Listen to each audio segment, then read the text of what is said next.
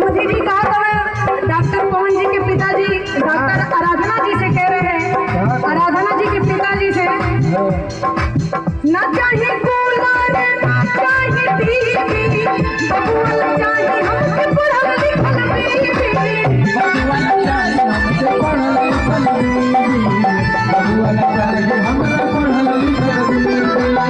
कहा था हमके टीवी कूलर पंखा ना चाहिए। मेहरारू सुंदर के साथ साथ गुणवान भी होंगे, क्योंकि अब की जो महिलाएं आ रही हैं वो केवल अपना सुंदरता में ध्यान दे रही है, खाना वाना बनाने नहीं आता। नहीं नंदी समझी जी कहा था ना चाहिए कूलर ना चाहिए टीवी, बबुआ चाहिए हमसे पढ़ल लिखल बीवी।